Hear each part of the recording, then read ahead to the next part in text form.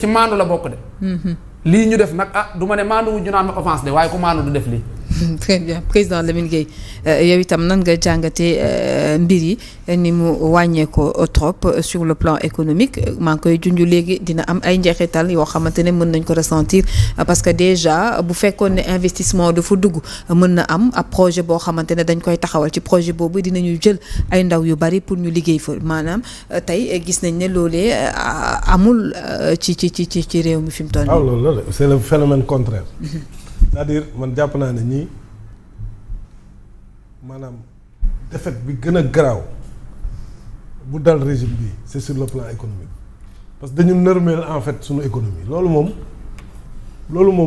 moo gën a garaaw économie bi lañu yóbbu terre bon loolu nag peut-être que ça peut se comprendre parce que c'est des gens voilà yoo xam ne amuñ parcours aussi c'est vrai que impôt lañ jàng fa lañ jaar mais jël impôt rek xam buggaan li muy wax tamit neexu la weeti c'est-à-dire boo xoolee ils n'ont fait que ça juuti rek ils n'ont fait que ça 2 ans yi yëpp boo xoolee mesures yi ñu jël yëpp c'est exacerber les impôts sur les Sénégalais et sur l'économie pendant ce temps amul ci beneen côté bi amul lenn lu dugg xaalis ba doon dugg sax dafa arrêté léegi imagine toi yow xaalis ba duggatul donc financement yi nga xam ne moo doon dawal entreprise yi comme image bi ko Abdou joxe xaalis boobu amatul léegi kon ñu nekk ci réew mi statu quo lañ nekk yow nga yokk say impôt mais finalement boo pompé benn yoon ñaari yoon après ña fay nekk dootuñu bari loolu moo dal état bi loolu la de donc économiquement moom le Sénégal dafa dellu ginnaaw bu garaaw man nag loolu pour man li ko indi li ci ëpp ñàkk xam la man loolu laa ko teg parce que mënuma comprendre benn régime bu ñëw ak ni mu ñëwee yow opposition nga jógee dès le premier tour tu gagnes plébiscité susciter espoir bu garaaw notamment des jeunes ak jaar-jaar bi nga am ba des jeunes se sont tués loolu yëpp di espoir mais nga ñëw au bout de 2 ans le pays est à terre économiquement loolu ñàkk xam la pour man léegi nag ñàkk xam c'est que soo xamul da ngay am humilité parce que état continuité la pour man nag ils ont refusé cette continuité là moo tax ñu yóbbu dëkk bi fi mu nekk nii parce que continuité bi que ça soit Ablaye Wade bi mu gagné Abdou Diouf li ñuy def wala ñu wax ko def ko il a dit le contraire parce que lui c'est un économiste de formation ba pare dafa am jaar-jaar il est rentré dans le gouvernement il est ressorti il comprenait énormément de choses xam na ne su waxee lu mel ni ñiy wax li dal ñii moo koy dal donc du ko wax c'est un sachant. Macky Sall c'est la même chose il a pris le pays Macky Sall a fait 12 ans presque dans le gouvernement 2 ans la génn après il prend le pays en 3 ans donc il savait pertinemment lépp la xam li nekkoon ci biir mais ñii aucune lecture ñii mosuñu nekk sax chef de service c'est ça la vérité. c'est ça secrétaire. le Mamadou Gueye dont on parle chaque jour Mamadou Gueye. Ouais. Qui est en prison. Mais c'était le chef de service de l'actuel président. Si waaw. donc ñooñu ñoo jël réew mi. maanaam ba tey Sénégal liñ dugg la kenn. c'est ça xam nga ñooñu ñoo jël réew mi non mais boo jëlee réew nag gis nga Diomaye li mu commencé def nii. c'était au début. foofu la waroon soo jëlee réew nag da ngay xam ne nag affaire yi dootul affaire yu caaxaan parce que man décision yi may jël day impacter 19 millions de Sénégalais donc je dois m'entourer j'ai les moyens de m'entourer dama war a xool ñi xam ma teg leen sama wet pour bañ a juum parce que boo juumee du yem ci yow ak say mbokk mais saa waay ñun ñëppay dugg.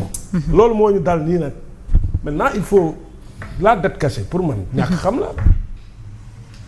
est-ce que gagner élection législative jar na Sénégal toog maanaam amatul benn partenaire bu dugal 1 franc ci réew mi chaque mois ñu dem lebi pour faire face à nos fonctionnements chaque mois mais loolu dafa mën a continuer c'est pas possible ça léegi pour ñu leb sax problème la dañuy dem ba laal xaalis bu ñu warul laal parce que simplement on n'a plus de solution fu ne leb nañ fa te li ñuy leb aussi ci taux yu mag lañ koy lever ci période yu gàtt pay bi di gën a metti di nekkaat goulot d'étranglement ñun du ñu on n'est pas des économistes mais quand même on peut comprendre ça. tu ne rassures pas. c'est ça. tu rassures pas. xam nga dañ naan il y a un langage diplomatique. mais il y a un langage économique aussi. bien sûr il faut rassurer loo xam ne même bu amee kenn du ko wax. parce que day yàqal réew. luy yàqal réew kenn du ko wax. waxuma bu amut nag. waaw gën a tee garaaw. te yow dette cachée bi amul. ça n'existe pas. ils sont même ceux qui sont restés xam nga Sonko il est sorti mais ceux qui sont restés aujourd'hui ils tiennent un autre langage. te ñoo ca àndoon de. waaw c'est ça. ñëpp la woon nag. donc je pense que yàqu-yàqu bi Fatima. te nag man li ma gën a tiital nag mooy. ñu jàng économie nee nañ. soo nërmelee économie réew. il te faut au moins 10 ans pour nga réparer. waaw ñaari at yi moom 10 ans la ñuy écouter moom. parce que dañ naan benn ngontu guerre 10 ans koy réparer. 10 ans waaye ñaari at yi Sonko ci gouvernement 10 ans la. Fatima tu vois l'ampleur des dégâts. yéeme na de président Lamine Gueye. non dégâts yi foo gis nga. foo ko natt gis nga réew mi dégâts yi foo ko natt da koo romb maanaam foo natt dégâts yi réew mi da koo romb parce que mbedd bi boo ciy dox jaxasoog nit ñi di dégg li nit ñiy wax ni nit ñiy dund da ngay xam ne réew mi fi mu toll nii toog di créer parti toog di xuloo fee tax xam nga réew mi loolu yëpp du urgence bi. da nga koy xool urgence bi mooy mesures yi ñu jël yëpp ñu teggi ko. da nga koy xool rek ci événement yi nii ñu. rawatina gis nga li gën a garaaw fii dañ koy xam nga da ngay toog di wax ne ñi dugal ci kaso yi ñu yaakaar ne yéen nga ci jublu mais yàlla xam na ni ñii ñu dugal ci kaso yi li ñu coûté li mu yàq ci économie bi kenn mënu laa wax nu mu toll. CENTIF bi ñu yëkkati nii bi ñu yëkkati woon boo xamee li mu ray ci économie bi kenn xamul nu mu toll tax na kenn xalaatatul jël yenn somme yi sax di ko investir wala di ko dugal wala di ko état boo yorelee alaaji Lamine sax c'est préfère nga def ko ci saaku ngeen daje guddi nga compter ko liquide jox ko. yaa transfert waaye bis boo ko defee ne virement banque ting ñu ne alaaji Lamine Sen TV ñu ne moo ñuy xas jàpp leen.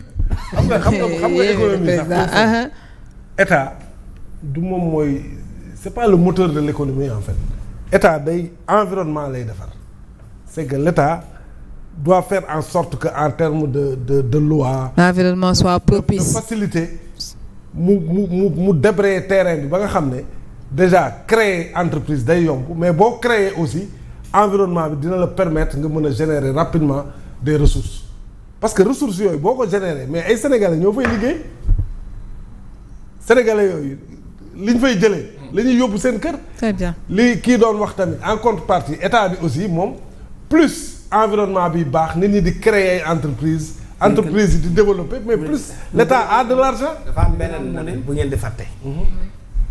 l'économie c'est la justice sont liés l'économie c'est la loi.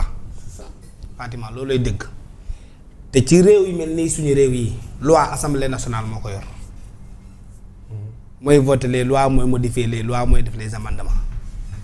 te ki nekk assemblée nationale nii tant que jógewu